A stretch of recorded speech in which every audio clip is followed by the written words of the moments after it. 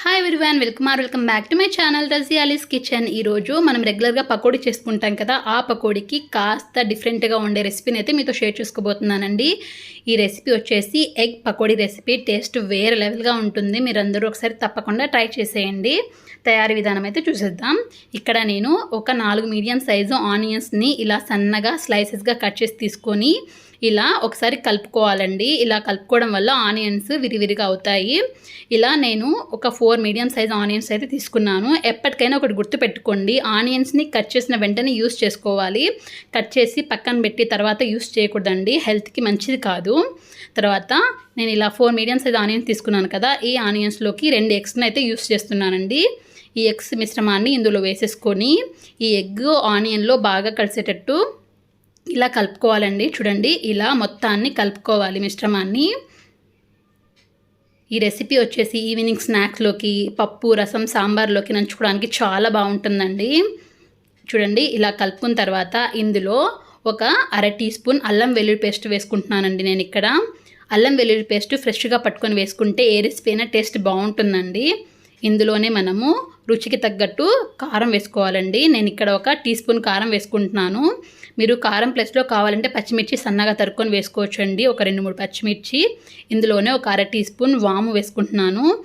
ఇలాంటి deep fry రెసిపీస్లోకి వాము వాడితే హెల్త్కి మంచిదండి. ఇందులోనే నేను ఒక 1/2 టీ స్పూన్ ధనియాల పౌడర్ యూస్ చేస్తున్నానండి. ఒక 1/2 టీ స్పూన్ ధనియాల పౌడర్. మన రుచికి తగ్గట్టు సాల్ట్ అయితే యాడ్ చేసుకోవాలి.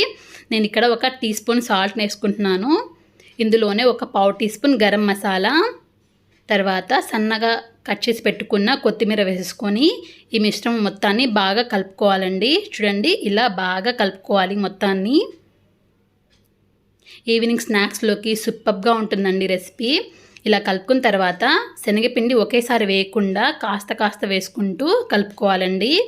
ఇలా శనగపిండితో యూస్ చేసే రెసిపీస్లో తప్పకుండా వామును యూస్ చేసుకోండి. చూడండి, ఇందులో వాటర్ యాడ్ చేసిన అవసరం లేదు, ఎందుకంటే ఎగ్స్ వేసాం కాబట్టి ఆ తడి సరిపోతుంది. ఇలా కొద్దిగా శనగపిండి వేసుకుంటూ ఈ మిశ్రమాన్ని గట్టిగా పకోడీ పిండిలాగా అయితే కలుపుకోవాలండి.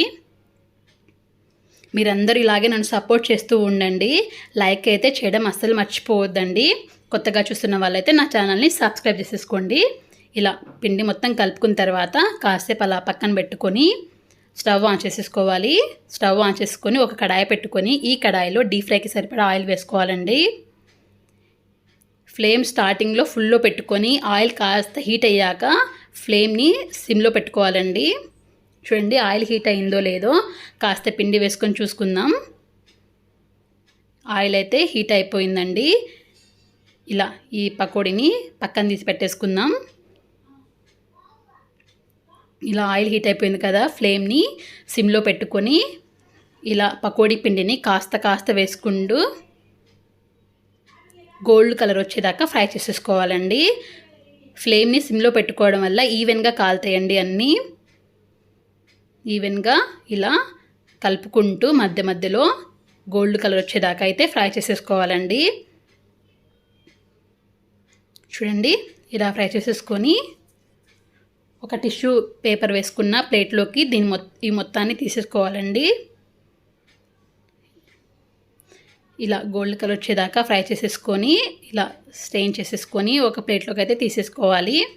ఇలా ఒకదాని తర్వాత ఒకటి కడాయిలో ఎన్ని పడతాయో పకోడీస్ అన్నీ వేసుకొని ఈ 2 పక్కల కాల్చుకుంటూ జాగ్రత్తగా ఇలా పక్కన తీసేసుకొని మొత్తం అయిపోయిన తర్వాత ఒక సర్వింగ్ ప్లేట్లోకి సర్వ్ చేసేసుకుంటే సరిపోతుందండి.